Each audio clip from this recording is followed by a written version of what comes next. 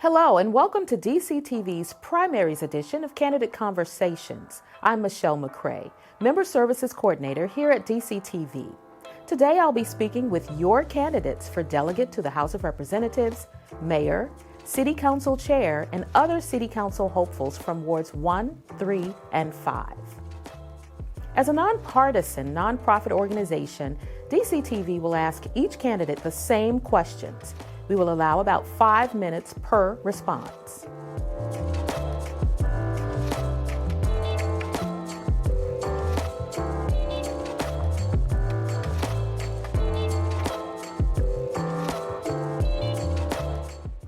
First, here are the candidates for delegate to the U.S. House of Representatives.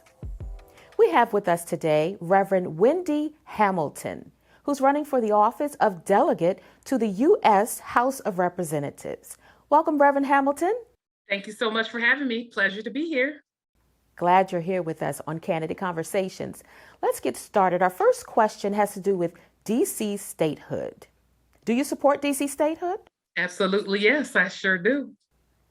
Okay, then what do you think would be the most effective next steps towards achieving statehood, and what is your plan for taking those steps?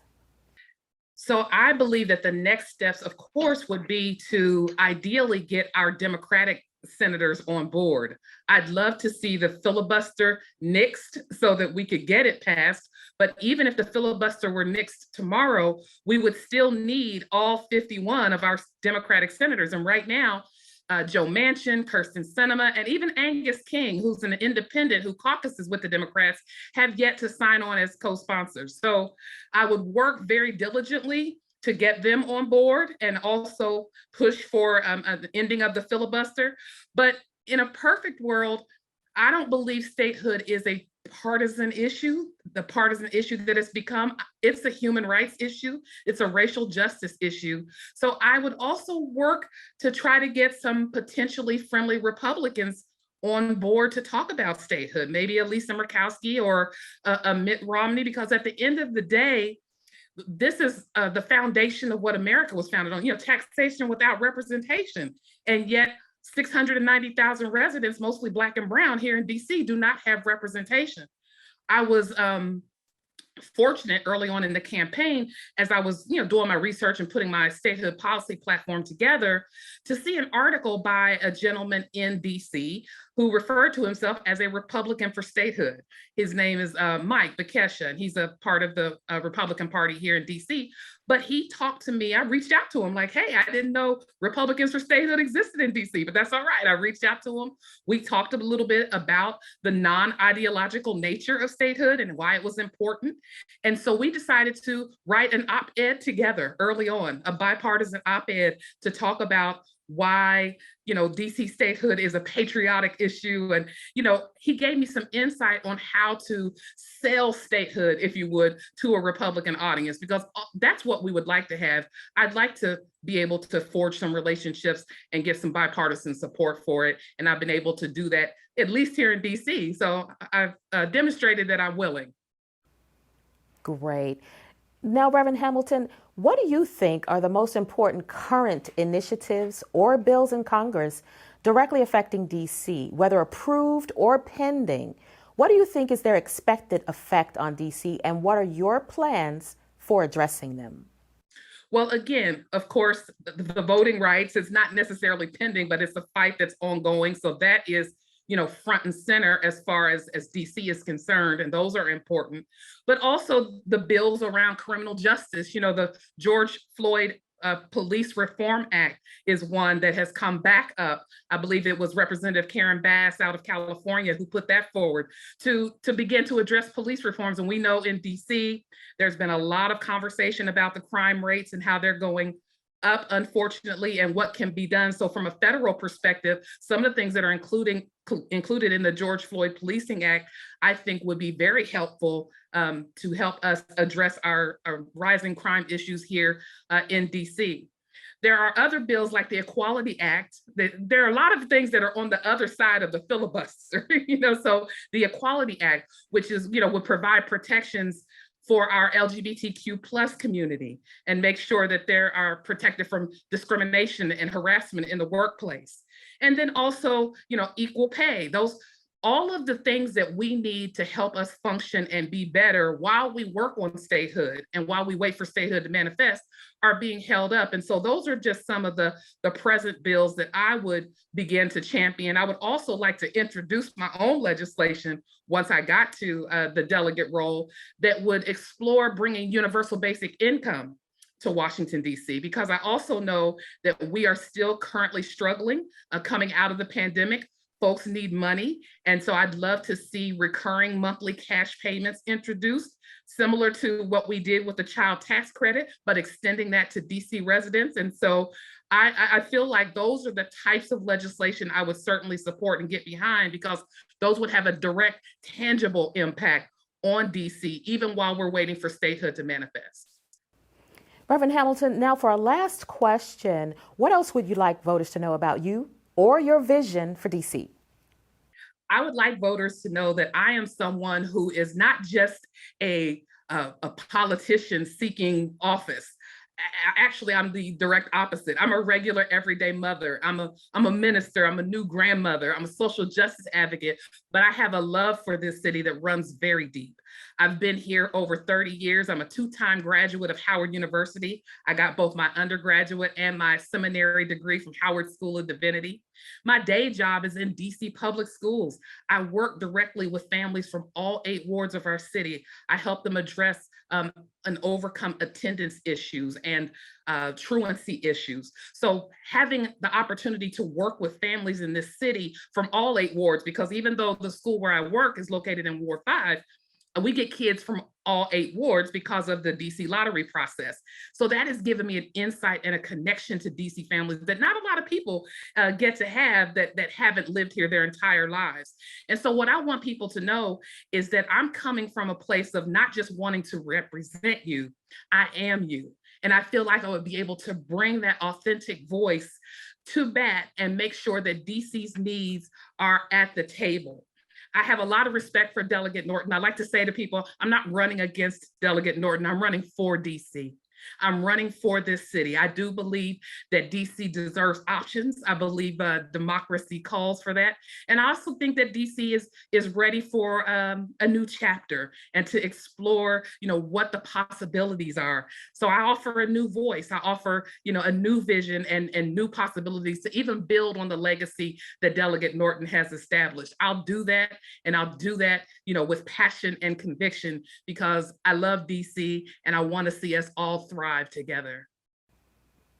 Thank you, Reverend Hamilton. We certainly appreciate you carving out time to be here with us today on Candidate Conversations at DCTV, and much success in continuing your campaign. Well, thank you so much. I really appreciated being here, and just ask people to please check me out. I'm at revwendyforcongress.com. You can get more information on my policy platform, and I hope you'll give me a look.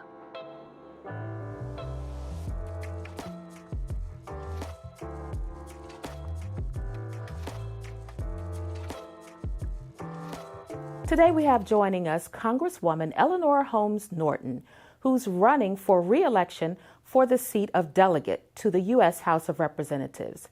Hello, Congresswoman Norton. Good afternoon to you. Thank you, and thank you for joining us on Candidate Conversations. Now, the first question I have is, of course, we already know that you are in support of DC statehood. So what do you think would be the most effective next steps toward achieving statehood? And what is your plan for those steps? The next step is to get Senate approval. I have already gotten the House to vote for DC statehood twice. I've gotten a hearing in the Senate with another coming up. We are on our way to becoming the 51st state of the United States of America. That's great. Thank you for that response. Now, what do you think are the most important current initiatives or bills in Congress right now directly affecting DC, whether approved or pending? What do you think is their expected effect on DC, and what are your plans for addressing them? Well, the most important bill for DC now is uh, the DC statehood bill because it would give the district the same rights as members of all 50 states. I can, in my 3-minute resume, indicate to you the bills I've passed because they are the bills that are most important to DC. Okay, so for our final question, what else would you like voters to know about you or your vision for DC? Well, I appreciate the opportunity to indicate what my vision for DC as I seek a new term in Congress. It's always interesting to discuss what one would like to do or intends to do. I think the best way to judge a candidate is by scrutinizing what she has done and has accomplished. I'm running to continue what I have achieved on the most important legislation in the district's 200-year history. That is my bill to make the district the 51st state. Given a new term, my aim is to complete the success we've already had with overwhelming passage of HR 51, as the statehood bill is called, twice in the House, a Senate hearing on DC statehood with another expected soon. And I'm running to continue the results we most wanted. 54% of the American people, a majority, now support DC statehood. That's according to a recent detailed poll.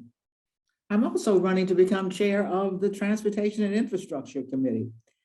That would be the first time a delegate will have chaired a full committee.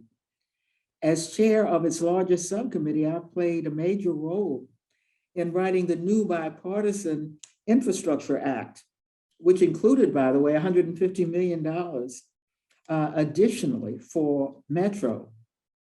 I secured retroactive $755 million. The Republican-led Senate denied DC for coronavirus relief. I have defeated more than 20 bills and amendments that Republicans have filed this Congress to overturn DC laws. The House and the Senate have focused on my bill to increase, indeed they passed my bill to increase DC tuition grants, raising it from $10,000 annually to $15,000 annually. That's enabling DC students to attend state colleges and universities all over the United States and all 50 states indeed. And finally, I'm running to maintain my ranking by the Center for Effective Lawmaking, which has consistently ranked me among the most effective House Democrats. And that's based on bills passed. So I hope my record has given DC voters more than enough reasons to send me back for another term. Congresswoman Eleanor Holmes Norton, running for re-election for the office of Delegate to the U.S. House of Representatives. Thank you for your work and thank you for carving out time once again to be here with us on Candidate Conversations. Thank you for allowing me to speak about my work today. I very much appreciate what DC TV is doing for the District of Columbia.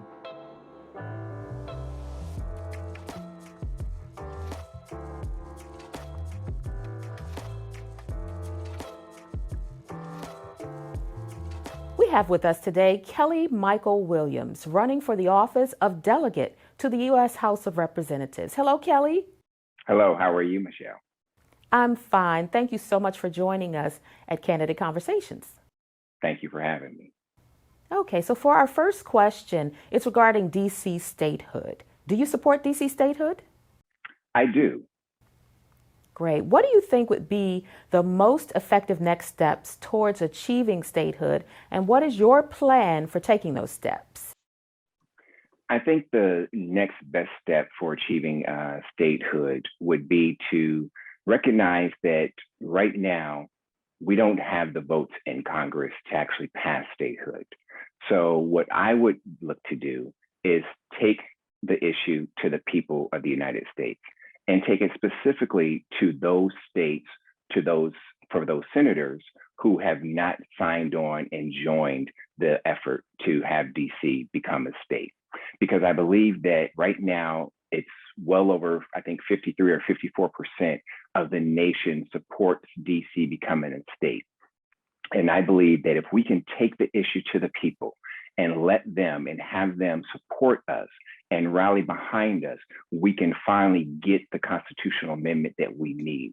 I think the legislative process that we're using is great and it's fine to try to get statehood, but I believe that also looking at a constitutional amendment process, which is something we haven't tried yet, will allow us to do it.